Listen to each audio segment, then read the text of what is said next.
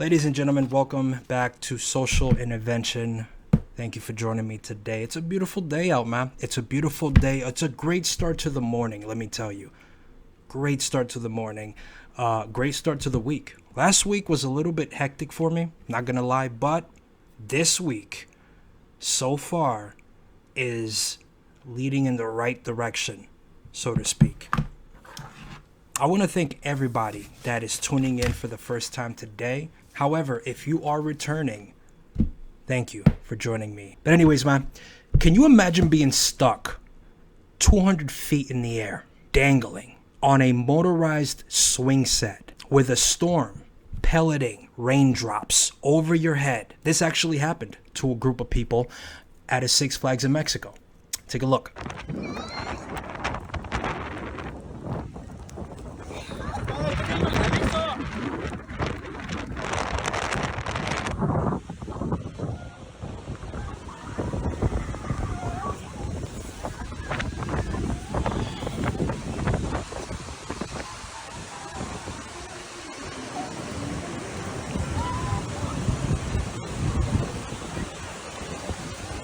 ¿Qué pedo?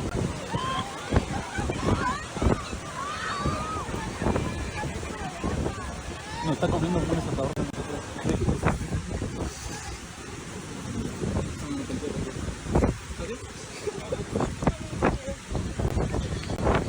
What's the allure to this?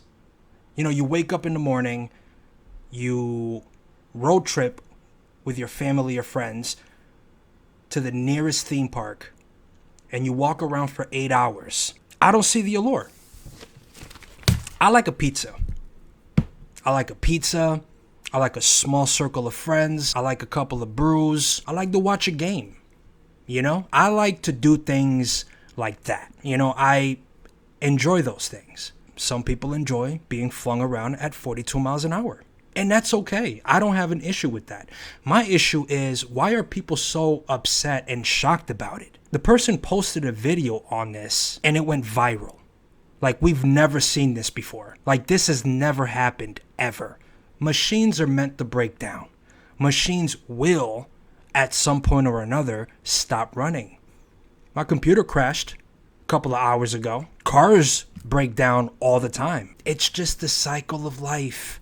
Things like this always happen. Why are we making such a big deal that a group of people who willingly got on this ride got stuck 200 feet in the air? But people get shocked, you know, when a person gets stuck on a ride or when a person dies on a ride, as if this was not something that they knew coming into this. A 12-year-old boy's charity ice cream stand gets shut down by town officials at a Boston suburb. It doesn't surprise me. This does not surprise me one bit, and I'm going to tell you why. It's the state. Think about it. The state doesn't care what you are. The state does not care if you're 12 years old or 20 years old. If it doesn't benefit them in any way, they don't care. Shut down immediately. That's just what happens. Okay, that's unfortunately, that is the life that we live in now, where a 12-year-old boy can't even have a charity event without the state getting involved somehow. You got to be a stupid son of a bitch to even want to report a 12-year-old boy's ice cream stand, much less the idiot standing behind the letter that gets sent to the family of their notice to shut down. It's sad. You know, this news spread like wildfire over the weekend. I mean, everyone was talking about it. I mean, it sparked outrage with the community because, think about it, you're fucking stupid if you want to sit there and debate a kid's ice cream stand. You know? So many bigger things to worry about in this world, but you're worried about a 12-year-old kid's charity ice cream stand. I mean, you're missing the bigger picture here. The kid is raising money. This is not even a legitimate business in a sense that anyone has to worry. He's opening up this company. This is a charity event, meaning this is a one-time thing. And so that the state has to get involved. Town officials have to send a letter out and simply shut down a kid's dreams. It's just by far one of the most disgusting things I've seen in a while. Town officials spoke out about the incident, and they said that in the wake of this whole situation that they were receiving death threats, right, over the situation. Let me tell you something. I am in no way, shape, or form condoning violence, but good. Great. What do you think's going to happen when you are picking on a child?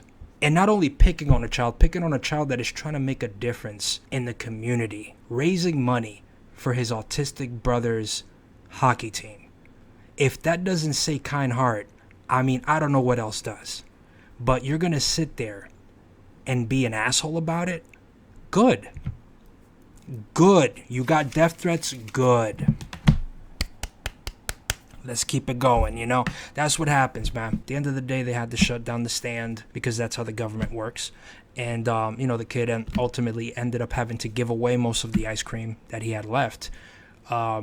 Still receiving donations from everyone because there was a lot of people out there that heard about it and they were really upset. They donated to the cause. Either way, to you fucking asshole town officials, the boy still made his marker.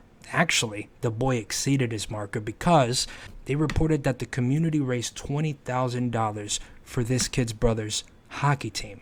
And so it worked out in the end, you know? That's what happens, man. You know, you pick on the wrong people and things tend to just work themselves out, you know? I post a lot of content on Instagram and, I do photography work and I also do reactions.